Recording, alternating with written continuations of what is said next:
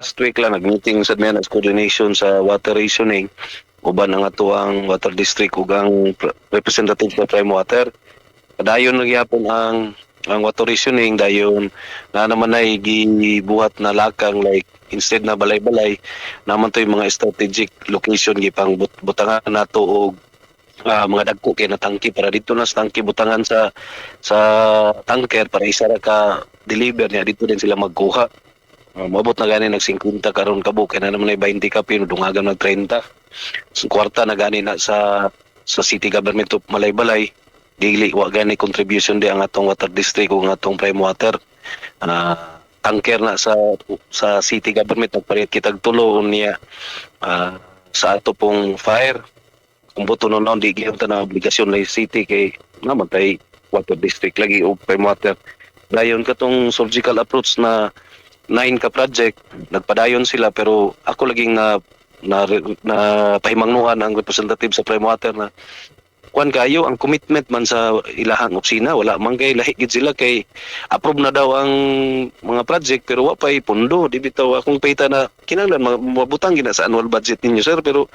hinay kayo para sa nang dia sa Greenfields ang rason dia kay kusog man ang tubig di sa una niya kadang pag-construct di sa tulay di sa Caltex ang ilang pipe di na unsa ni na napiktuhan niya kamulo pa na nila og puli nya hantud karon ang minus ang kuan ba minus ang kining ilahang pagbubuos pondo o mga 7% pa ang ila pang napunduhan is katupang 1,000 cubic meter dito sa rehab wala pa sad to siya nahuman na hinon ang tangke pero kinahanglan na pud ang iyang piping gikan sa main office de Sumpong so hinay gyud sila to be honest gyud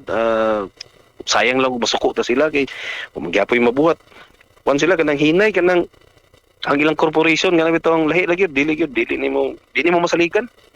ya sa ngalan lagi na nakipirma man lagi ang mga karaan na direktora na 6 years ago dili pa ko'y mayor adto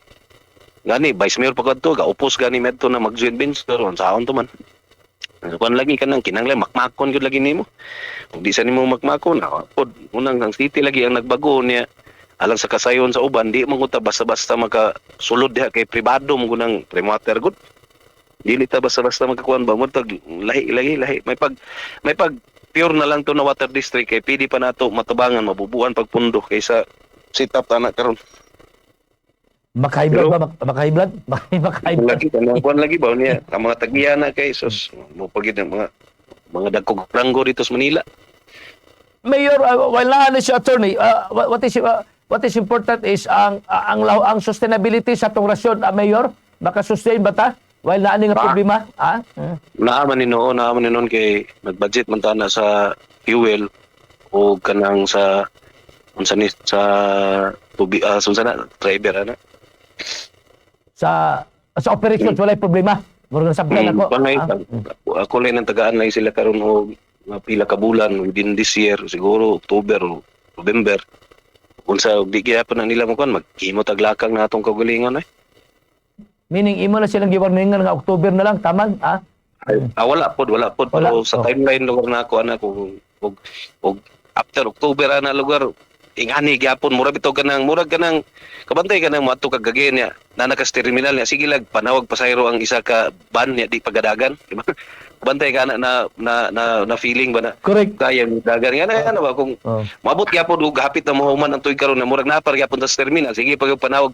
may pagmunaog ta balhin taglain gani nga bitaw na konsepto murag ako murag makarelate kapoy kayo kay sige lag pasali makarelate ko sir